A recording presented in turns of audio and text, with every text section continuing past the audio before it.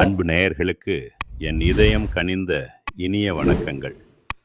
நம்முடைய ரிஷபம் ராசிக்கார நேயர்களே, இந்த அற்புதமான வீடியோ பதிவிற்குள் நாம் முழுமையாக செல்வதற்கு முன்னால் அந்த முழுமுதற் கடவுளான முருகப்பெருமானை நம் மனதார வேண்டி வணங்கிவிட்டு பதிவிற்குள் செல்லலாங்க. ஓம் முருகா போற்றி, ஓம் முருகா போற்றி, ஓம் முருகா போற்றி, என்னை காக்கும் செந்தில் வடிவேலனே போற்றி. நிச்சயமாக உங்களுக்கு நல்லதே நடக்கும். உங்கள் வாழ்வில் இனி நல்லது மட்டும்தான் நடக்கும். பொதுவாகவே நம்முடைய ரிஷபம் ராசிக்காரர்களை எடுத்துக்கிட்டீங்கன்னா, இவங்க ரொம்பவே சுறுசுறுப்பா துருதுருன்னு ஓடிக்கிட்டே இருப்பாங்க. அதே நேரத்துல இவங்களுக்கு கொஞ்சம் கோபமும் அதிகமாவே வருங்க. இவங்க மற்றவங்க கிட்ட பேசும்போது அவங்க ரொம்ப படிச்சவங்களா இல்ல படிக்காதவங்களா, ஏழையா இல்ல பெரிய பணக்காரனா, உயர்ந்த இடத்துல இருக்காங்களா இல்ல தாழ்ந்த நிலையில இருக்காங்களா அப்படின்னெல்லாம் எந்த விதமான பாகுபாடும் பார்க்கவே மாட்டாங்க. எல்லார்கிட்டையும் மனசு விட்டு ஒரே மாதிரி தான் பேசுவாங்க, ஒரே மாதிரி தான் பழகுவாங்க. சொல்லப்போனா ஒரு தாயைப் போல ரொம்ப அன்பான உள்ளம் கொண்டவங்களா இவங்க இருப்பாங்க. தன்னோட குடும்பத்தையும் சரி, தன்னை சார்ந்த சொந்தக்காரங்களையும் சரி, தன்னுடைய அன்பாலேயே அப்படியே அரவணைச்சு போவாங்க. இவங்க எல்லார்கிட்டையும் ரொம்ப ஈஸியா பழகிருவாங்க. அதனாலேயே இவங்களுடைய அந்த ஃப்ரெண்ட்ஷிப் வட்டம், அதாவது நண்பர்கள் பட்டாளம் எப்பவுமே பெரிய அளவுல இருக்குதுங்க. இத்தனை நல்ல குணங்களை கொண்ட ரிஷபம் ராசி அன்பு உள்ளங்களே, எல்லாரும் ஆரோக்கியமா நலமா சௌக்கியமா இருக்கீங்களா? என்னம்மா நீங்க வேற எங்க வாழ்க்கையிலையும் சரி எங்க உடம்புலையும் சரி இருக்கக்கூடிய பிரச்சனைகளை எல்லாம் வரிசைப்படுத்தி சொன்னா இந்த உலகத்தில் வாழ்கிறதே பெரிய விஷயமா இருக்குது. இதில் நாங்கள் எப்படி ஆரோக்கியமாகவும் நிம்மதியாகவும் வாழ முடியும் அப்படின்னு உங்கள் மனசுக்குள்ளே நீங்கள் நினைக்கிறது எனக்கு தெளிவாக புரியுதுங்க. ரிஷபம் ராசிக்காரர்களே, கொஞ்சம் நிதானமாக யோசிச்சு பாருங்க. இந்த கஷ்டமான சூழ்நிலையெல்லாம் இந்த மாதம் ஏற்படக்கூடிய அந்த மங்களகரமான குரு பயிற்சியின் மூலமாக அப்படியே அடியோடு மாறப்போகுதுங்க. உங்கள் வாழ்க்கையில் இருக்கக்கூடிய எல்லா துன்பங்களும் தீராத பிரச்சனைகளும் பனி போல காணாமல் போக போகுது. இதுவரைக்கும் திருமணம் தள்ளி போனவங்களுக்கு கூடிய சீக்கிரமே கெட்டி மேளம் கொட்ட போகுது, திருமணம் நடக்க போகுது. உங்களுடைய உடல்ல இது நாள் வரை இருந்த சின்ன சின்ன நோய்கள் கூட இனிமேல் காணல் நீராய் அப்படியே முழுசா மறைய போகுதுங்க. இனி உங்களுடைய உடல்நிலை ரொம்ப சிறப்பாகவும் தெம்பாகவும் இருக்க போகுது. குழந்தை பாக்கியம் இல்லையேன்னு ஏக்கத்தில் இருந்தவங்களுக்கு மழலை செல்வம் மடியில தவழக்கூடிய அந்த பாக்கியம் கிடைக்க போகுது. முக்கியமா உங்க கையில பணப்புழக்கம் முன்னைவிட அதிக அளவில் இருக்க போகுதுங்க. உங்க வாழ்க்கையில மன நிம்மதியும் மட்டற்ற சந்தோஷமும் தேடி வரப்போகுது. இனி வரக்கூடிய காலங்கள்ல கவலை கண்ணீர் அப்படின்னு சொல்றதுக்கெல்லாம் உங்க வாழ்க்கையில துளி கூட இடமே கிடையாதுங்க. இந்த மங்களமான தை மாதத்துல நம்மளோட ரிஷபம் ராசிக்காரர்களுக்கு 4 முக்கிய கிரகங்களின் பயிற்சியானது பலவிதமான அதிர்ஷ்டங்களை அப்படியே அள்ளி தரப்போகுது. தொழில் வளர்ச்சி ரொம்பவே அமோகமா இருக்க போகுது. வேலை தேடிக்கிட்டு இருந்தவங்களுக்கு புதிய வேலை வாய்ப்புகள் தேடி வரும். வேலையில் இருக்கிறவங்களுக்கு பதவி உயர்வு, கை நிறைய சம்பள உயர்வு இதெல்லாம் நிச்சயம் கிடைக்க போகுது. பண வரவு நாளுக்கு நாள் அதிகரிச்சுக்கிட்டே போக போகுது. சுருக்கமாக சொல்லப்போனால் இந்த தை மாதத்தில் ரிஷபம் ராசிக்காரர்களுக்கு தொட்டதெல்லாம் துலங்க போகுது, தொட்டதெல்லாம் ஜெயமாக போகுது. நீங்கள் எதை செஞ்சாலும் அதிர்ஷ்டம் உங்களை தேடி வரும். குறிப்பாக சொல்லணும்னா இந்த அலங்கார பொருட்கள், ஆடம்பரமான சோபாக்கள், வீட்டு அலங்கார வேலைப்பாடுகள், அலுவலக உள் அலங்காரம் போன்ற தொழில்களில் இருக்கிறவங்களுக்கு இது ஒரு பொற்காலம்னே சொல்லலாங்க. அதிர்ஷ்டம் உங்கள் பக்கம் இருக்கிறதுனால வேலை தேடுறவங்களுக்கு உங்களுக்கு ரொம்ப பிடிச்ச மாதிரியான ஒரு நல்ல வேலை அமையும். ஏற்கனவே பணியில் இருக்கிறவங்களுக்கு கௌரவமான பதவி உயர்வுகள் தேடி வரும். எப்பவுமே தெய்வம் நல்லவர்களுக்கு மட்டும்தான் துணை நிற்கும், உதவி செய்யும். அந்த வகையில் ரிஷபம் ராசிக்காரர்களுக்கு அதிர்ஷ்டம் கதவை தட்டுதுங்க. வாழ்க்கையில் நீங்கள் எதிர்பார்க்காத பல நல்ல மாற்றங்கள் ஏற்பட போகுது. உங்களை பழி சொன்னவங்க முன்னாடியும், நீங்க நல்லா இருக்கக்கூடாது அப்படின்னு நினைச்சவங்க முன்னாடியும், நீங்க ரொம்ப கெம்பீரமா, சிறப்பா வாழ்ந்து காட்டுவீங்க. 7ஆம் இடத்துல இருக்கக்கூடிய செவ்வாய் பகவான் உச்சம் பெறுறதுனால, மனசுல காதல் மலரும், அன்பு வளரும். மனைவி மேல ஒரு தனிப்பட்ட அக்கறையும், சிந்தனையும் வரும். ஒருவேளை மனைவிய பிரிஞ்சிருக்கக்கூடியவங்கன்னா, அவங்கள நினைச்சு உருகி பாட்டு பாடுவீங்க, கவிதை எழுதுவீங்க. அந்த அளவுக்கு தாம்பத்திய பாசம் அதிகரிக்கும். வெளிநாடு போகணும்னு ஆசைப்படுறவங்களுக்கு அந்த யோகம் இப்போ கூடி வருது. குறிப்பா சிங்கப்பூர், மலேசியா போன்ற வெளிநாடுகளுக்கு பயணம் செய்ய நல்ல வாய்ப்புகள் அமையும்.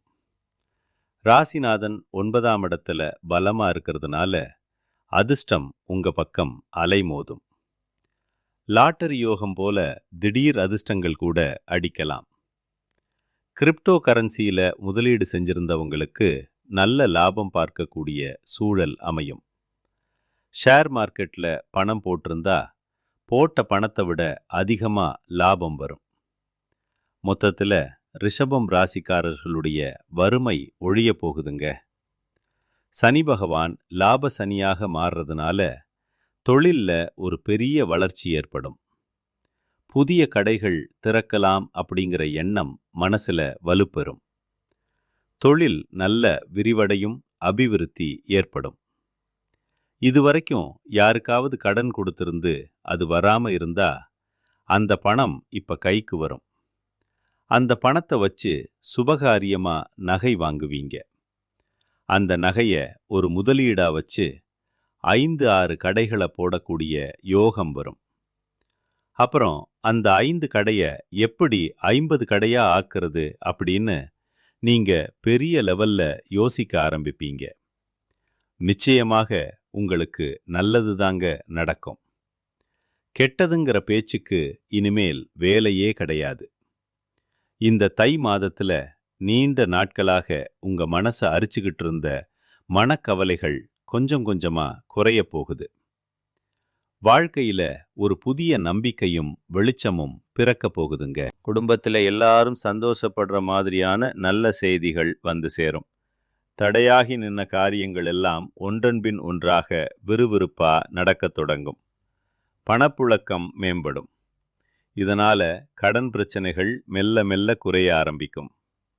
ஒரு நேர்மையான நல்ல மனுஷனோட நட்பு உங்களுக்கு கிடைக்க போகுது.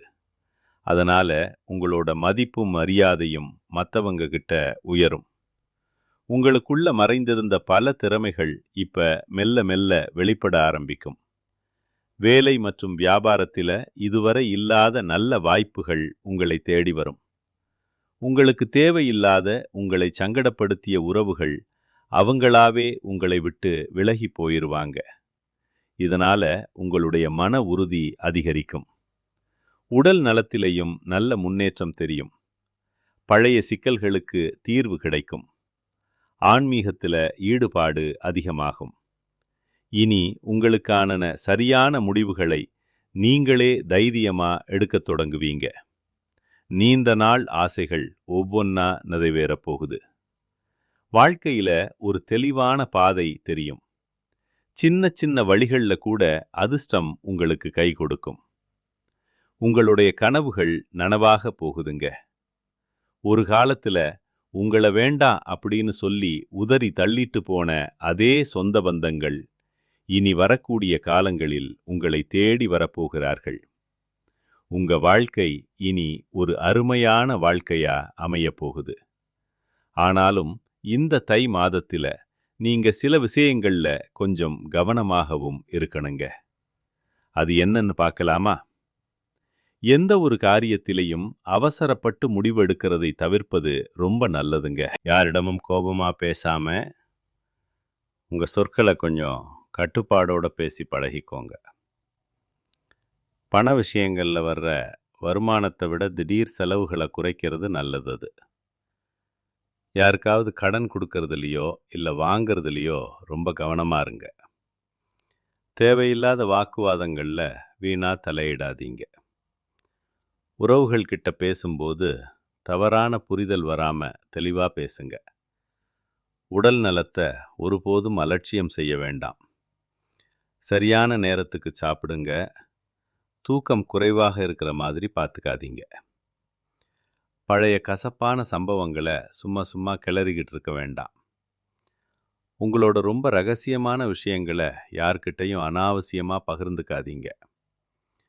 சமூக ஊடகங்களில், அதாவது ஃபேஸ்புக், வாட்ஸ்அப் போன்ற இடங்களில் தேவையில்லாத பதிவுகளை தவிர்க்கிறது நல்லது. உணவு பழக்கத்தில் ஒரு கட்டுப்பாடு வச்சுக்கோங்க.